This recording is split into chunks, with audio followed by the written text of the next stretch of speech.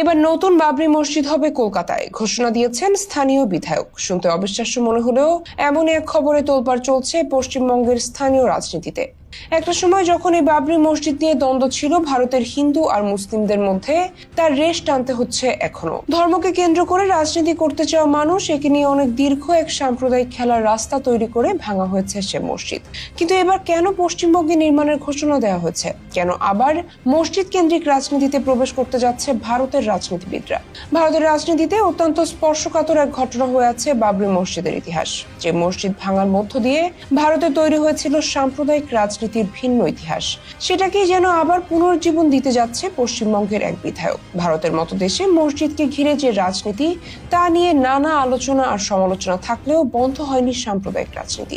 বিশেষ করে বিজেপির ভোট ব্যাংক বাঁচাতে যে সাম্প্রদায়িক রাজনীতিকে ঢাল বানানো হচ্ছে, সেখানে বাদ যাচ্ছে না অন্যান্য রাজনৈতিক দলও। বর্তমানে ভারত যেভাবে নিজেদের ভেতর রাজনৈতিক বিভাজন বাড়াচ্ছে, তাতে বড় ধরনের পরিবর্তনের পথে হাঁটছে বিশ্বের সবচেয়ে বড় গণতান্ত্রিক এই রাষ্ট্রটি। আর সে ধারাবাহিকতায় বাবরি মসজিদ ধ্বংসের 33তম বর্ষপূর্তিতে আগামী 6 ডিসেম্বর পশ্চিমবঙ্গের মুর্শিদাবাদ জেলার বেলডাঙ্গায় নতুন বাবরি মসজিদের ভিত্তিপ্রস্তর স্থাপনের ঘোষণা দিয়েছেন বিধায়ক হুমায়ুন কবির। তিনি অবশ্য আগে পশ্চিমবঙ্গে বাবরি মসজিদ তৈরির ঘোষণা দিয়েছিলেন। শিলান্যাসের ঘোষণা দিয়ে হুমায়ুন কবিরের দাবি, এই মসজিদ তৈরি করতে লাগবে 3 বছর। সবকিছু ঠিকঠাক থাকলে আগামী 6 ডিসেম্বর শিলান্যাস অনুষ্ঠানে মুসলিম সমাজের বিশিষ্ট ব্যক্তি ও ধর্মগুরুরা উপস্থিত থাকবেন। একই দিনে বাবরি মসজিদ ধ্বংসের বর্ষপূর্তি উপলক্ষে সমাবেশের ডাক দিয়েছেন পশ্চিমবঙ্গের শাসক তৃণমূল কংগ্রেসও। তবে মুর্শিদাবাদের ভরতপুরের বিধায়কের বাবরি মসজিদের শিলান্যাসের ঘোষণায় তীব্র প্রতিক্রিয়া জানিয়েছে ভারতের ক্ষমতাসীন পার্টি বিজেপি। বিজেপির মুখপাত্র ইয়াসির জিলানী সমালোচনা করে বলেন, নির্বাচনী সুবিধার জন্য ইচ্ছাকৃতভাবে সাম্প্রদায়িক উস্কানি দেওয়া হচ্ছে।